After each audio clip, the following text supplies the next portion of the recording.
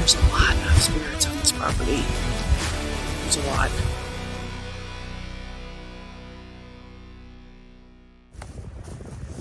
All right, so we're just off on a little bit of an afternoon, a Saturday afternoon walk to a location that has a few cellar holes.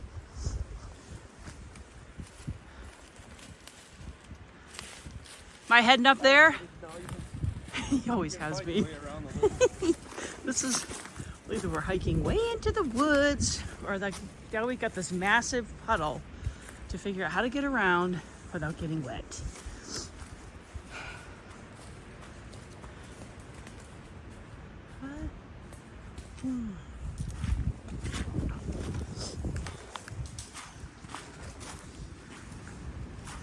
Too straight to just be a stone wall, you know what I mean? And it's got the big square stone at the end. It's almost like this, was this like almost like a garage type thing? You know what I mean? Attached to the house. And then this almost looks like it could have all been pasture. This looks like pasture over here.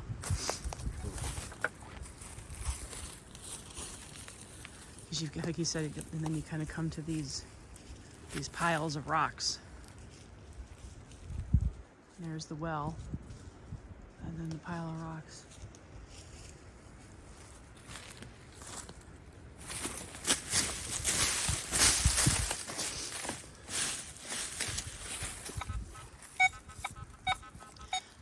This rock right here looks like a perfect sitting spot.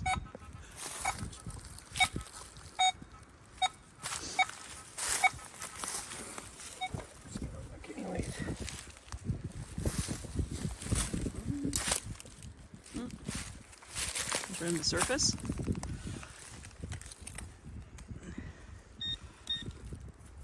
So what do you think that is?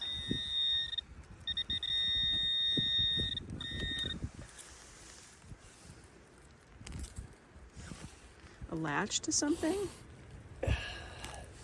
Like, would this maybe be the door? Like the entrance of the... It's too thin, too thin? I think, to be...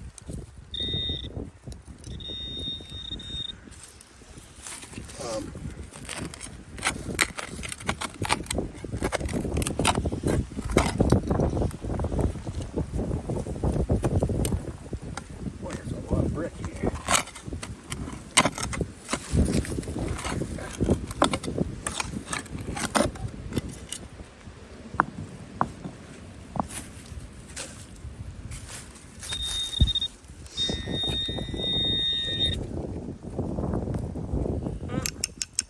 There you go. Look at that.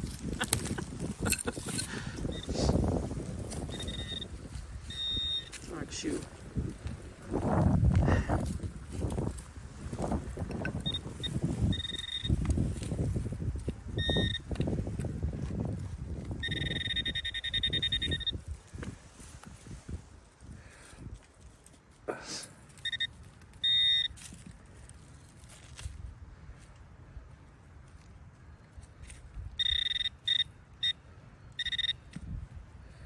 Just little pieces.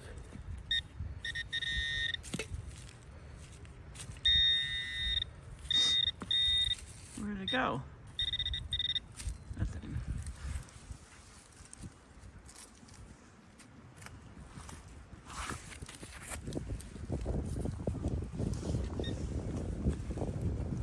It's just a piece of something.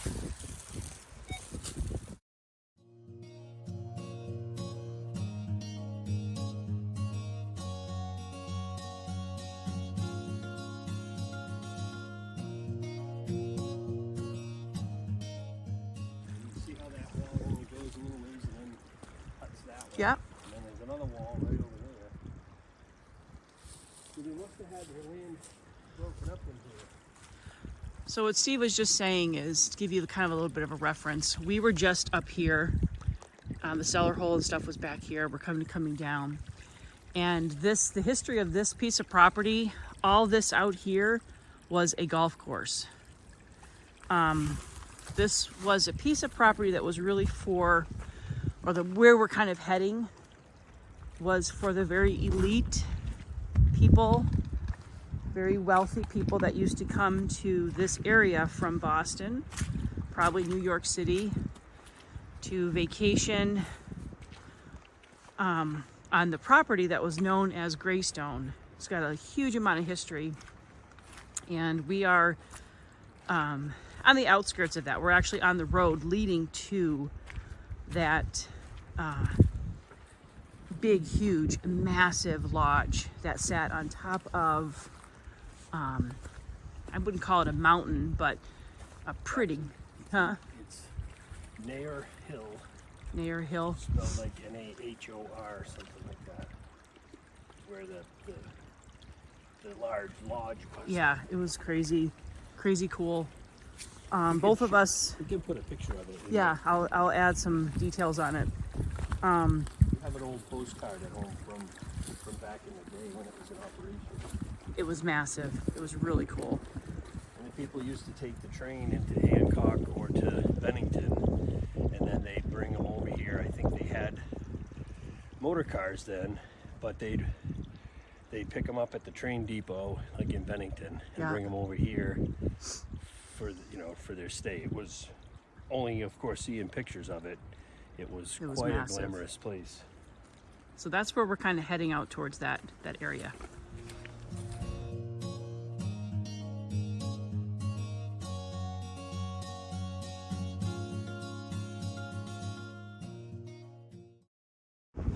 All right, so this right here is the pond that I used to swim. Steve used to swim. So in our middle school years, high school years, we used to spend a lot of time out here separately. Before we really knew each other, obviously before we were married and dating, but I used to come up here all the time, and I would hang out and I'd write. As a matter of fact, I used to sit right over there on that little bare spot with my book, my notebook, and I used to write all the time. It's different than how I remember, because the road was, there were all these trees down. It's pretty cool though.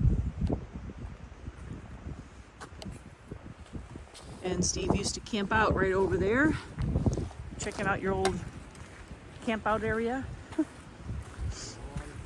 Yeah. This is a neat memory here for both of us.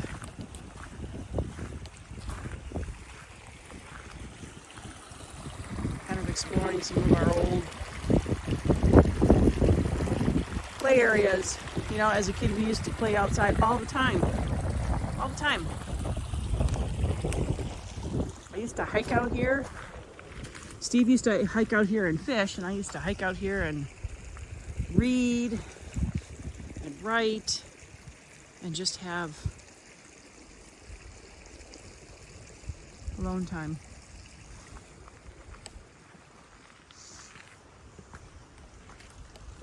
We laugh about it though, because we both used to come out here before we even knew each other. Never crossed paths here. I used to walk out here at least once a week. We both lived not too far from this property. I'm just surprised that we never crossed paths.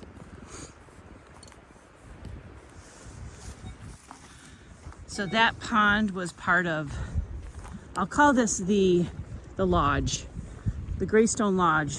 That was part of their services for their guests that used to come and stay. They could come down to the pond and swim.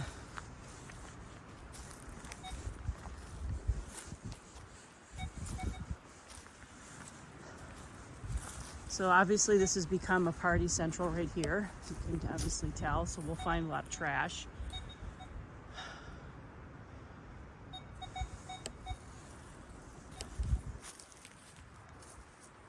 This is where we used to camp. Oh, he used to camp here? Yeah. Oh.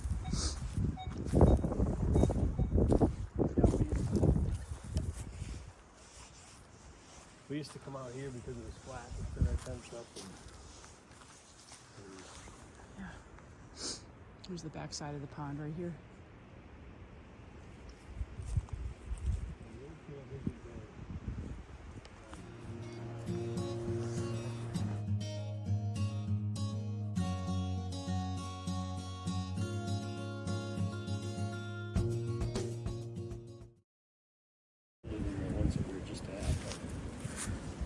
So we're at one of the cellar holes on the off the road.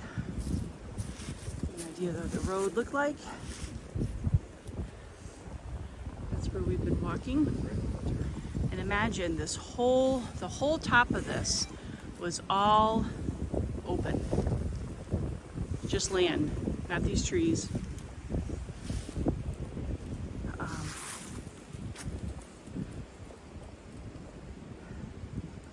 You get the cellar hole right here.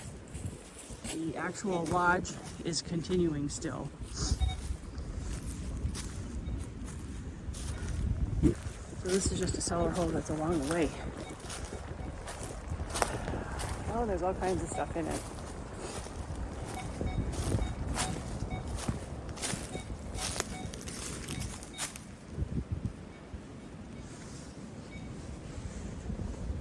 Yeah, there's a lot of metal exposed.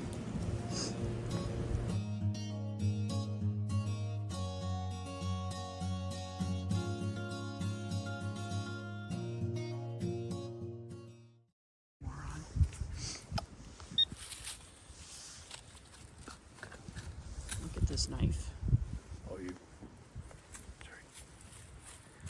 It is rare to find the handle still intact.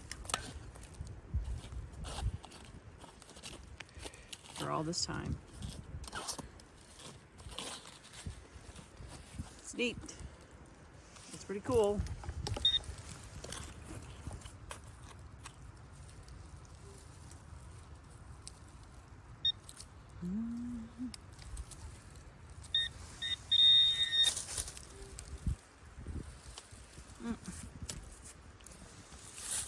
It's another knife. It is another knife. This is like weird.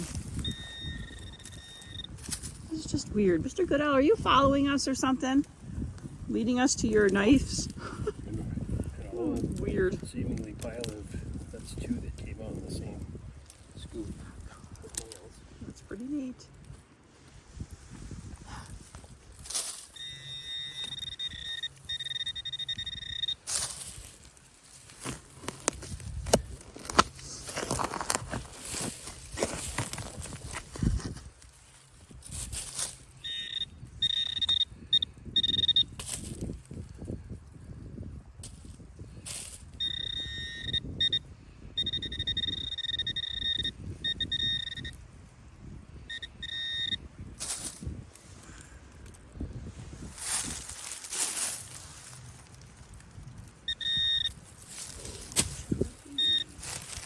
Sounds like I might be chasing a piece of Another wood. nail.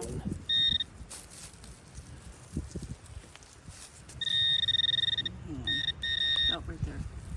Oh, Yeah, I think is we'll it? be sitting Yeah. there. There you go. Like I said, I just dug like 3 of them out of Yeah. that.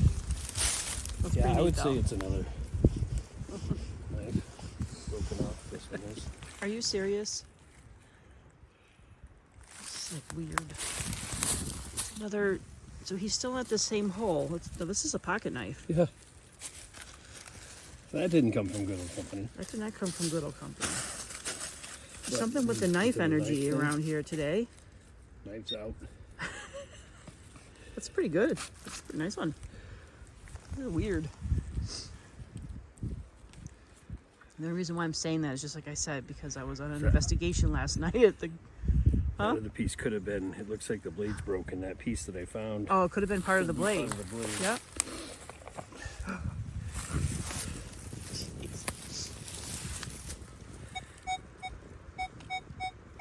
Just another thing to be said too is I'm learning the hard way that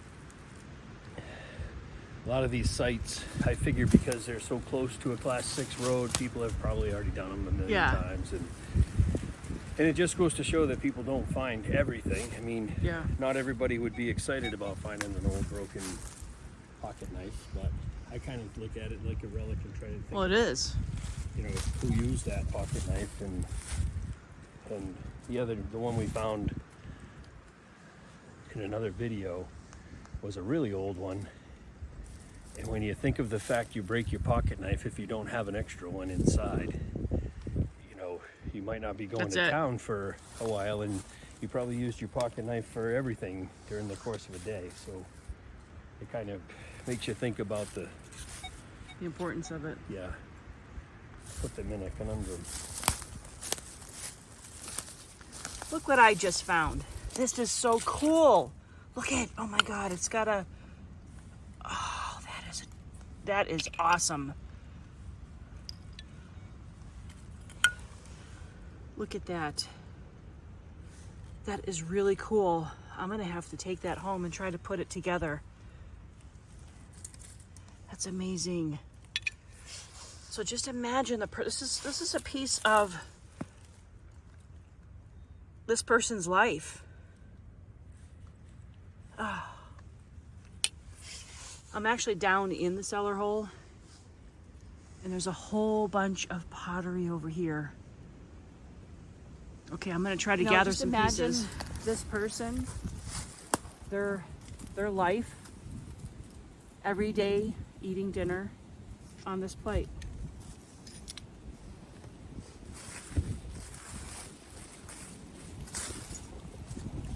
I have to be careful in here because there's a lot of glass. Like a lot.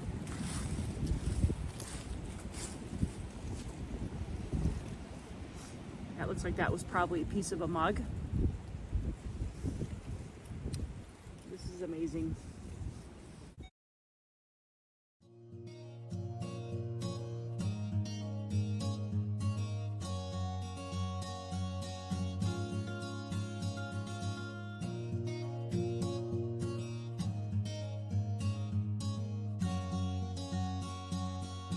Another cool thing I found. Looks like a press of some kind. Very neat. Steve was just trying to lead me into this well. But this is what I'm talking about. So if this was covered with snow, yeah, they're insane. So this is right, so there's the hole right there. The rock's going until the bubbles stop. So that thing is like, Oh my God. I mean, it's stopped now, but thing's deep. Yeah. Kind of dangerous. That's very dangerous.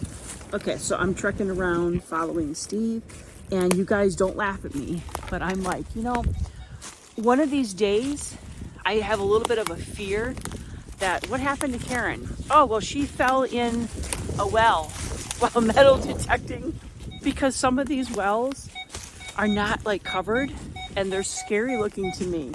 They're just like out in the middle of nowhere, and I don't know where they are. All right, he's got another signal. Look at that.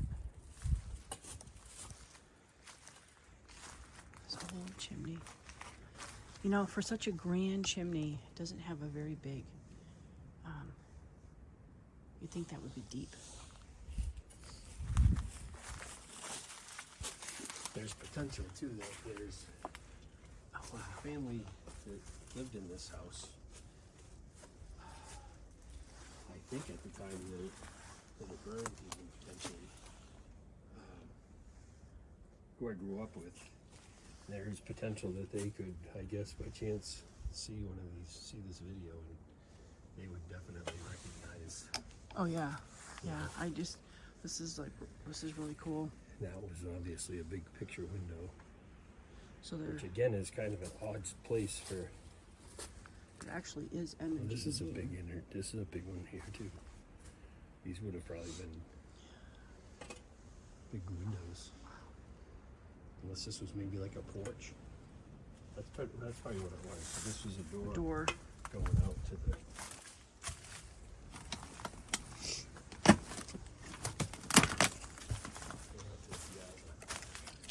yeah.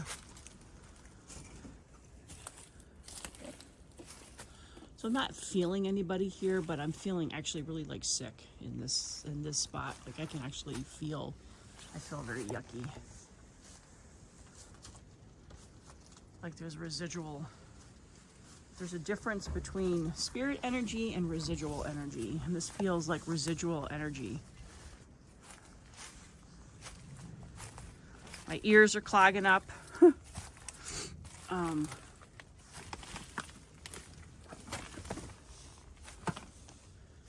be somebody here.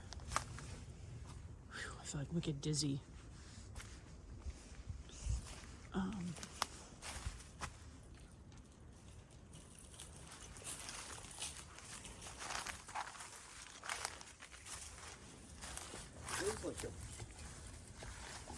There's like a blog about this place too on, I think it's on YouTube.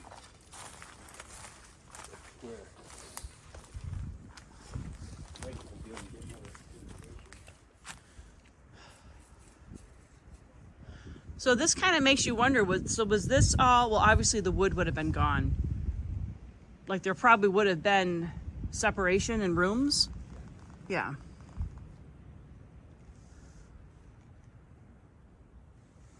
Wow. There's no sign of it of a stairway, so I don't know if it was just a single story. There are wooden floors too, but I don't know. Pretty neat.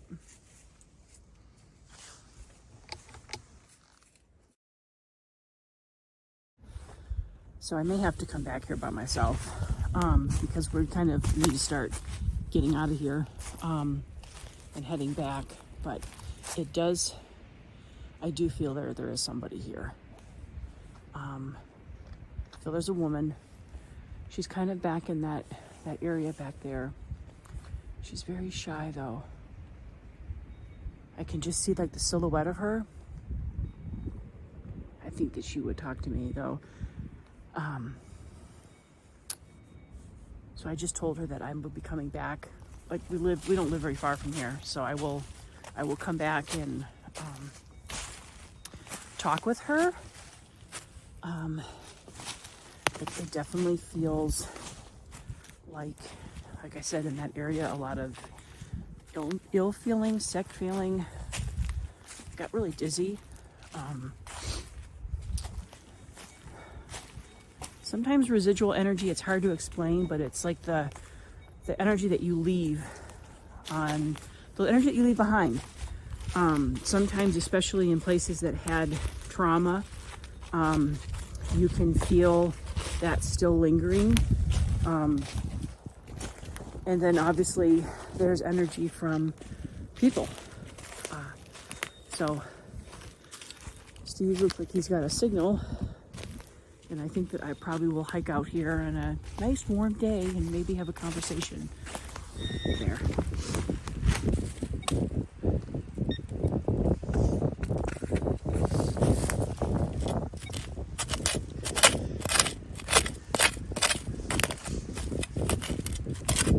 Oh, and it is a bucket or something.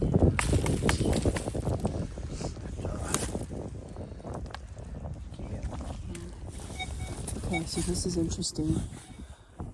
Like I said, we're on that back side, heading out.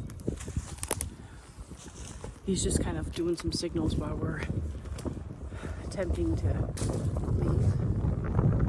There's a man standing over here. Like I said, this back section feels alive. There's people back here. But he's got looks like he's a worker of some kind or doing something, but he's actually got a very thick mustache, almost like he had a really thick mustache. He's just kind of standing up there watching us. He's like following us now, like observing what we're doing. So it's back over here. The house that we were just at is, the remnants is back there. So I'm definitely gonna have to come back here. Because I do feel, as funny, all this way up. So this whole day coming up here, didn't feel any energy at all. Didn't feel like there was anybody around, which is fine, good. Until we got to